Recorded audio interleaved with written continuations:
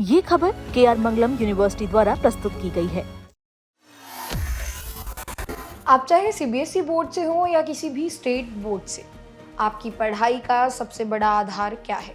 जवाब है एनसीईआरटी की किताबें। लेकिन क्या हो अगर आपकी इन किताबों को छापने वाले कागज में ही कोई बड़ा खेल चल रहा हो? आज हम एक ऐसी खबर लेकर आए हैं जिसने पूरे शिक्षा विभाग में हड़कंप मचा दिया है। मामला इतना बड़ा है कि खुद केंद्रीय शिक्षा मंत्री धर्मेंद्र प्रधान को बीच में आना पड़ा है और उन्होंने एनसीईआरटी के बड़े अधिकारियों पर सख्त कार्रवाई के आदेश दे दिए हैं। आखिर एनसीईआरटी के अधिकारियों से ऐसी क्या गलती हो गई कि सीधे शिक्षा मंत्री को एक्शन लेना पड़ा, और इनका कनेक्शन एक पेपर सप्लाई करने वाली कंपनी से कैसे जुड़ा है? आइए जानते हैं आज इस पूरे विवाद को बिल्कुल आसान भाषा में। इस पूरी कहानी की शुरुआत होती है एक कंपनी से जिसका नाम है Bafna global venture private limited. दरअसल एनसीईआरटी पूरे देश के करोड़ों बच्चों के लिए किताबें छापता है और इसके लिए भारी मात्रा में कागज की जरूरत होती है।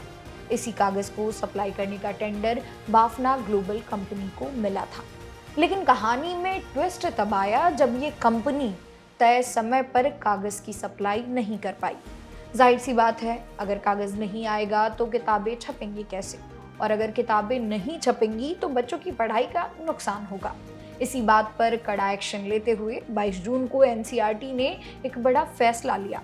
एनसीईआरटी ने बाफना ग्लोबल कंपनी को ब्लैकलिस्ट कर दिया, यानी अगले 2 साल तक के लिए ये कंपनी एनसीईआरटी के किसी भी टेंडर या खरीद प्रक्रिया का हिस्सा नहीं बन सकती थी।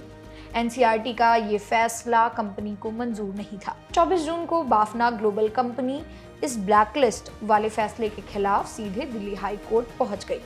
अब आप सोचेंगे कि कोर्ट में एनसीईआरटी ने अपना पक्ष मजबूती से रखा होगा। जी नहीं, यहीं पर हुई सबसे बड़ी लापरवाही। हैरानी की बात यह रही कि जब हाई कोर्ट में इस मामले की सुनवाई शुरू हुई तो एनसीईआरटी की तरफ से अपना पक्ष रखने के लिए कोई प्रतिनिधि या अधिकारी कोर्ट में पेश ही नहीं हुआ। नतीजा क्या हुआ? एनसीईआरटी के गायब रहने का फायदा कंपनी को मिला। दिल्ली हाई कोर्ट ने कंपनी को अंतरिम राहत यानी कि इंटरिम रिलीफ दे दी। इतना ही नहीं, अदालत ने एनसीईआरटी को इस कंपनी की 6 करोड़ रुपए से ज्यादा की बैंक गारंटी का इस्तेमाल करने से भी रोक दिया। जब ये खबर केंद्रीय शिक्षा मंत्री धर्मेंद्र प्रधान तक पहुंची तो उन्होंने इस पर बेहद सख्त रुख अपनाया। सूत्रों के मुताबिक शिक्षा मंत्री ने तुरंत एनसीईआरटी के उन अधिकारियों के जांच के आदेश दिए जो कोर्ट के इस फैसले के बचाव करने में नाकाम रहे। उन्होंने साफ कर दिया कि प्रशासनिक और कानूनी लापरवाही किसी भी कीमत पर बर्दाश्त नहीं की जाएगी।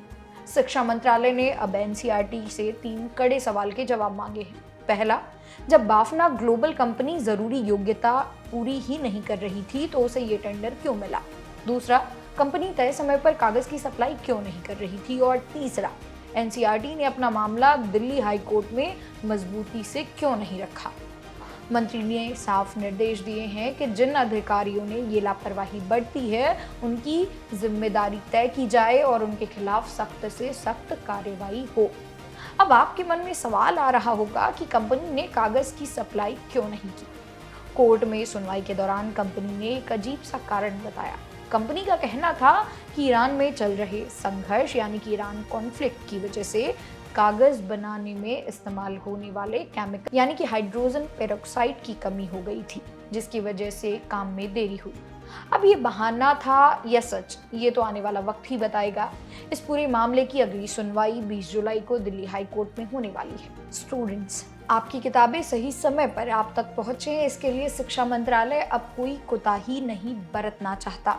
इस पूरे मामले पर आपकी क्या राय है? क्या आपको भी इस साल अपनी एनसीईआरटी किताबें मिलने में कोई देरी या परेशानी का सामना करना पड़ रहा है?